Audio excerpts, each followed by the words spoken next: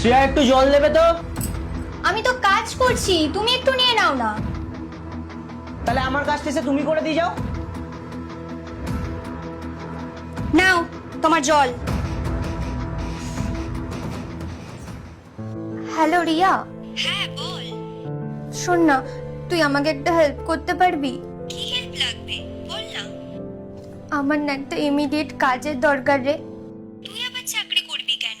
তোর তো সংসার ভালোভাবেই চলে। সংসারে কোনো অসুবিধা নেই, আসলে আমার না বাড়িতে এরকম হাউসওয়াইফ থাকতে একদম ইচ্ছা করছে না।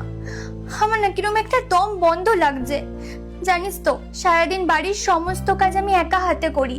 যে যা ফরমাশ করছে সবকিছু নিজের হাতে মুখ বুঝে করে দিচ্ছি, কিন্তু তারপরও আমার কাজটা কেউ চোখে দেখতেই পারে না। মনে হচ্ছে যেন আমি দুবেলা বাড়ির বসে বসে অন্ন ধ্বংস করছি। তুই বল, এভাবে কি কখনো থাকা যায়? আমার কোনো সম্মান নেই এই বাড়িতে। আমি বুঝতে পেরেছি, বাড়ির বউ যতক্ষণ না বাইরে গিয়ে টাকা রোজগার করে আনছে, সেই বাড়ির বউকে কেউ সম্মান করে না। তুই প্লিজ আমার জন্য একটা ইমিডিয়েট কাজের ব্যবস্থা কর না। আচ্ছা ঠিক আছে, আমি একটা ব্যবস্থা করছি। আচ্ছা শোন না, তোকে আমি পরে ফোন করছি। ঠিক আছে।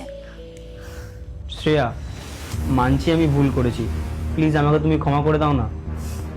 না গো, ফুলটা তোমার নয়, ফুলটা তো আমার, যে আমি সারাদিন ঘরে বসে আছি আর তোমার টাকায় দুবেলা অন্ন ধ্বংস করছি। আমার এটা করা একদমই উচিত হয়নি। তবে তুমি চিন্তা করো না, আমি খুব তাড়াতাড়ি একটা কাজের ব্যবস্থা করে নিচ্ছি। তোমাকে আর আমার বোঝা টানতে হবে না। আরে তুমি রাগ করছো কেন? আমি তো তোমার থেকে সামান্য জল চেয়েছিলাম, তুমি চাইলেও তোমাকে আমি দিতাম। আসলে আমি কাজ করছিলাম তো, মাথা কাজ করছিল না, তাই তোমাকে ভুলভাল বলে ফেলেছি। আমি রাগ করিনি, আমি শুধু আমার নিজের ভুলটা বুঝতে পেরেছি।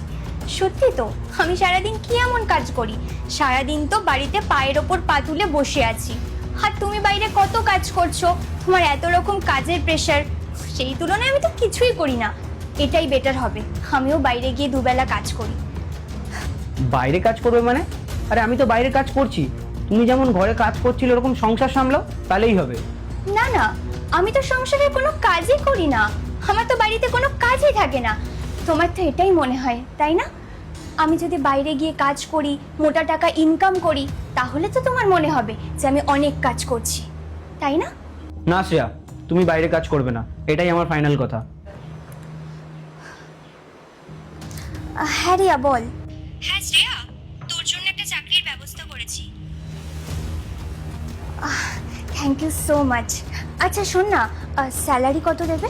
দেখ, তোর তো সেরকম কোনো এক্সপিরিয়েন্স নেই, তাই হয়তো ওরা স্টার্টিং স্যালারি 10,000 টাকা মতো দেবে। 40,000 টাকা?